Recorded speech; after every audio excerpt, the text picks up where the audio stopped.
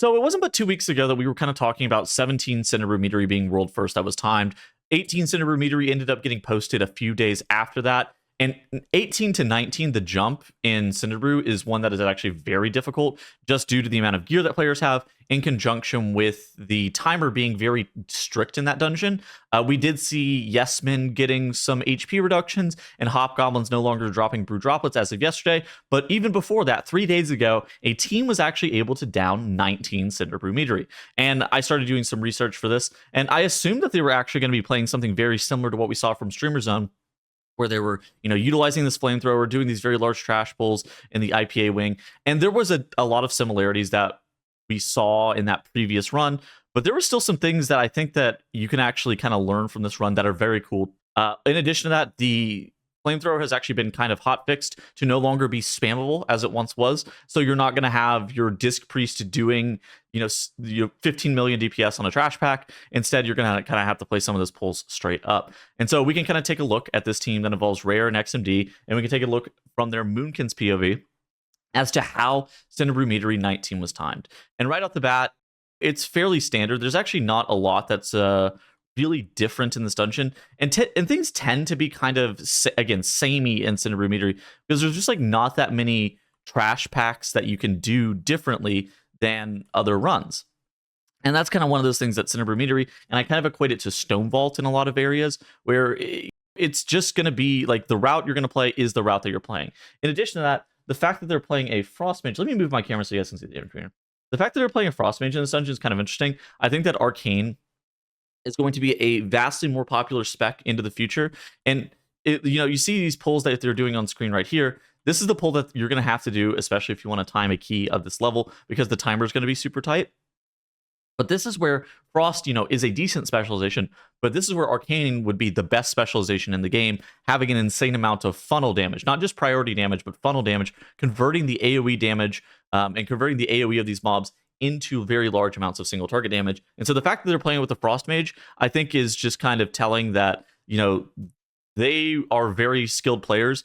And whenever they start to play whenever they start to swap over to Arcane, it's going to be even easier for the first area here.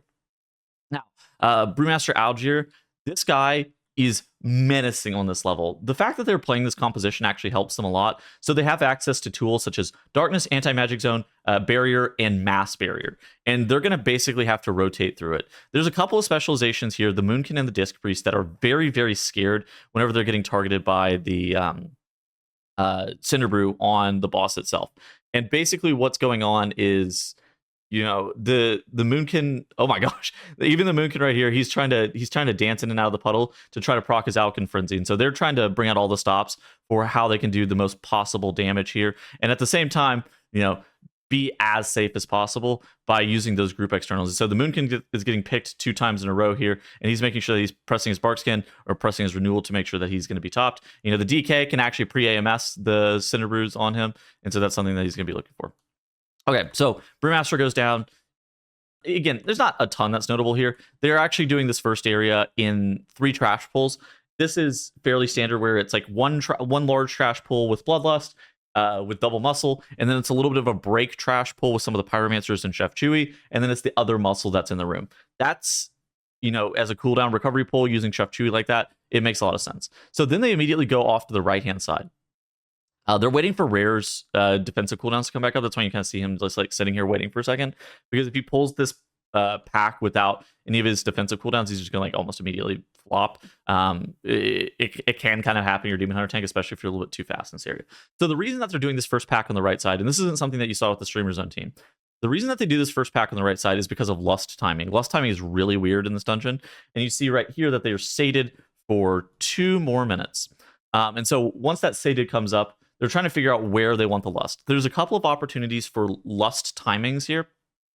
And the main one that's going to tend to be used is you do a very large pull in the IPA room. You're basically going to over pull some of those trash mobs in the IPA wing.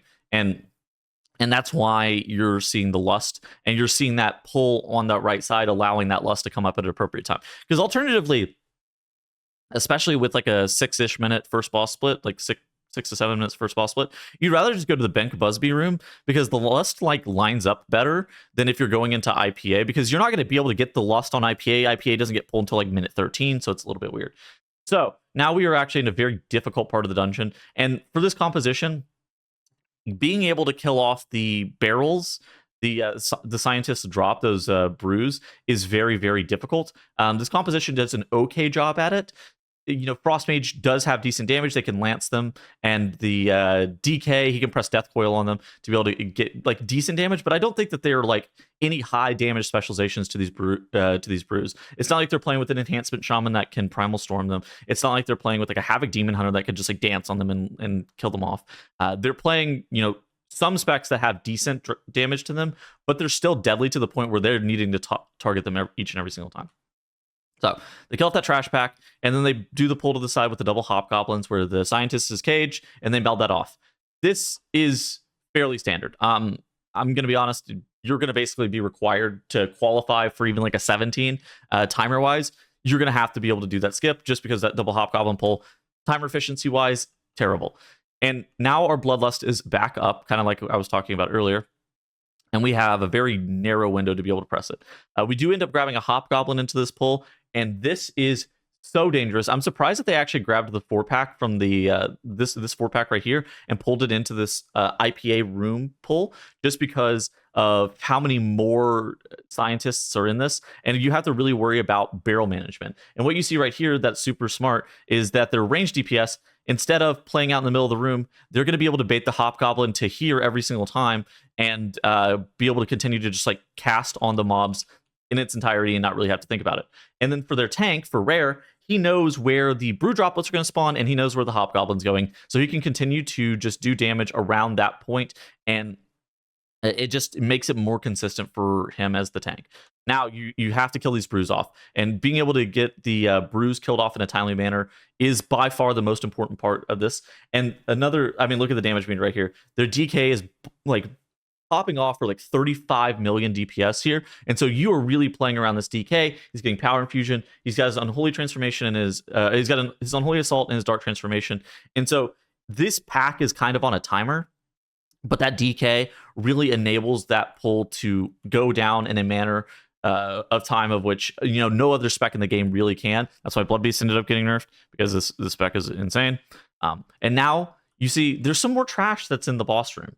There's a patrolling Hobgoblin that they didn't pull, and then there's this pack that's in the corner. So you tend to need this pack just for count. Obviously, you don't need it to like exit this room, but you do tend to need it for count, which is one of the first things whenever I was watching the VOD back, I was like, it's kind of weird. They do end up taking trash into this boss, which, let me just tell you right now, this trash pack, playing it into the boss sucks, because you end up having a Pyromancer here, and he can put a debuff on players that has to be dispelled off, but there's also dispels on the boss, and so this pull just in general is actually pretty sketchy. But at the same point, if you have enough offensive CDs, if you have enough damage to be able to take it out, it's definitely doable. But again, it is sketchy, especially whenever you kind of have to factor in the spells. So now they're going to be like doing 3-pronged movement, but they're going to be doing like a triangle strap for movement. Rare is just going to be basically moving back and forth, making sure that the brew droplets are dropped in an appropriate place, and they're going to continue to get grouped up. Most of the damage on these brew droplets is probably going to be dealt via their Fire Mage, and then just passive cleave for the Moonkin. The DK, by and large, should be sitting on the boss the entire time, and then he's allowing his wizards to continue to kill the mobs off.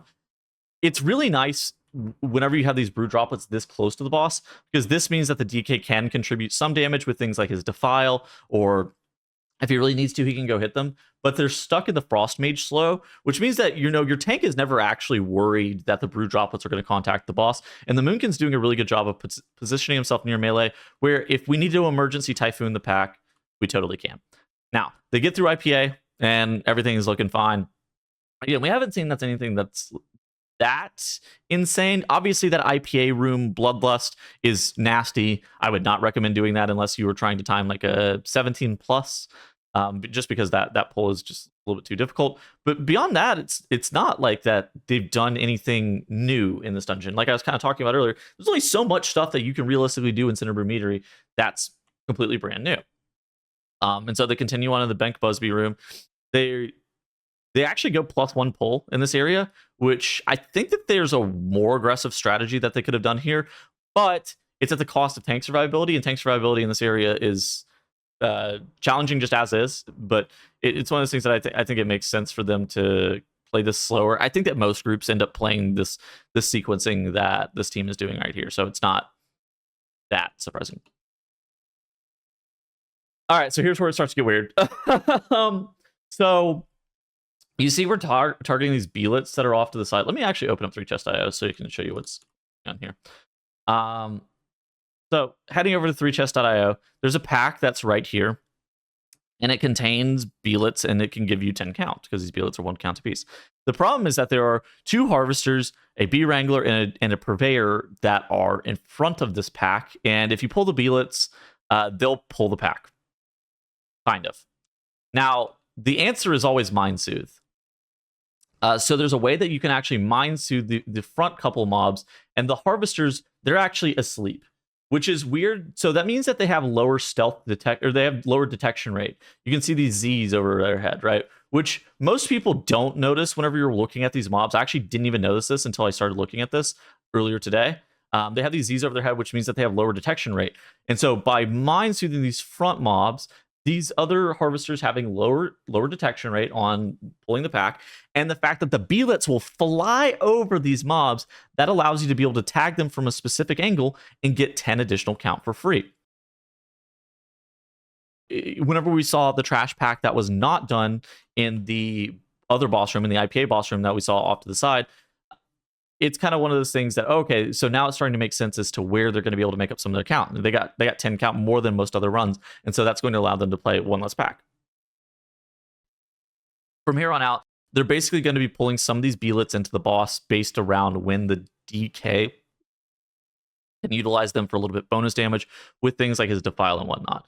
This boss is actually kind of scary, and the healer is going to be the main contributor of shooting these bees, but at the same point, making sure that you are throwing stops on the bees. So you actually see them, they knock out the mobs, they Frost Nova the mobs, they make sure that they Chaos Nova the mobs even, to stop them from casting the bleeds onto players. Because whenever you CC them on their cast, you can see this on screen right here, the cast didn't go off and put the bleed on a player, but it's now on a 5-second cooldown. And whenever you're being very proactive about not letting your group get bled, that allows your healer to then go and do pretty much all the barrels at any point if necessary. Now, there are specific situations in which your healer still shouldn't do the barrel, particularly if the snack time AoE is about to start, or particularly if your tank needs a bunch of dispels or like a PS or something like that because he's tanking the beelets. There are reasons that your healer wouldn't do it, but the healer is going to be the primary person that are driving these bees into these barrels.